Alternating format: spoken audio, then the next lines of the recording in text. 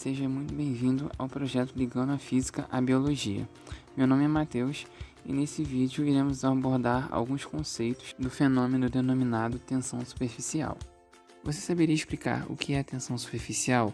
Ou ao menos as causas desse fenômeno observado na foto, em que a camada de água recobre o corpo do nadador de forma a resistir à força externa aplicada pelo seu movimento? Nesse vídeo iremos desvendar esse fenômeno.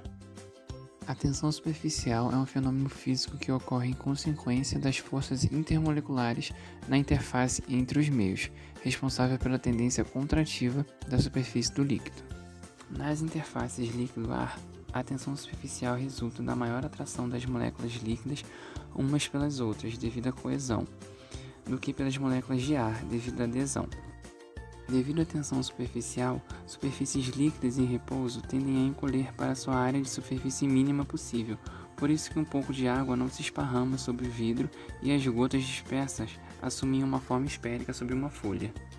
Esse fenômeno também é responsável por permitir que objetos com maior densidade do que a água, por exemplo, tais como lâminas e insetos pequenos, flutuem sobre sua superfície sem ficarem sequer parcialmente submersos. As causas desse fenômeno podem ser explicadas devido às forças exercidas pelas moléculas do líquido sobre as moléculas vizinhas. No interior, as forças de coesão são responsáveis por puxar as moléculas igualmente em todas as direções por moléculas líquidas vizinhas, resultando em uma força líquida de zero.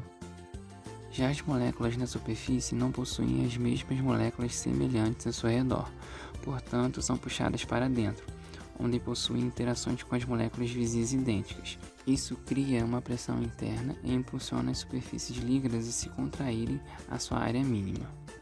Há também uma tensão paralela à superfície na interface líquido-ar que resistirá a uma força externa, devido à natureza coesa das moléculas de água, e que também contribuem para se contraírem à sua área mínima. Agora, certamente, você já é capaz de entender e explicar o fenômeno que acontece nessa imagem. Como já foi visto, os maiores exemplos de tensão superficial são principalmente observados na água. Então, quais são essas forças e interações entre as moléculas de água que nos permitem visualizar esse fenômeno? As forças responsáveis por manter a coesão entre as moléculas de água são chamadas de ligações de hidrogênio, que são interações envolvendo um átomo de hidrogênio localizado entre um par de outros átomos com grande afinidade por elétrons. Podem existir ligações de hidrogênio entre átomos em moléculas diferentes ou em partes da mesma molécula.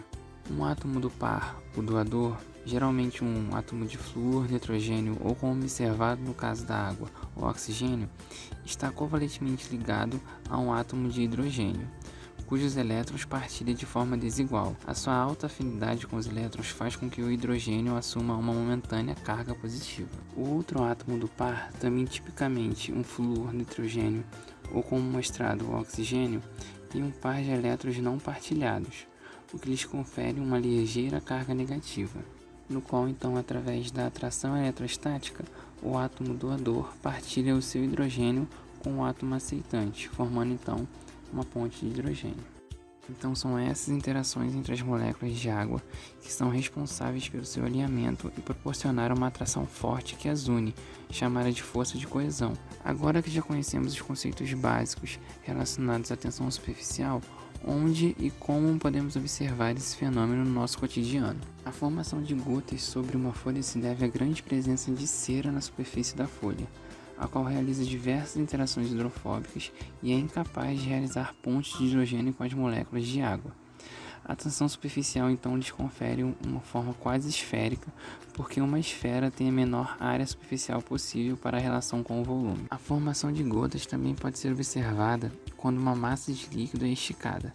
A imagem ao lado mostra a água aderindo à torneira, ganhando massa até ser esticada a um ponto onde a tensão superficial e as forças não conseguem mais manter essa gota de água ligada à torneira.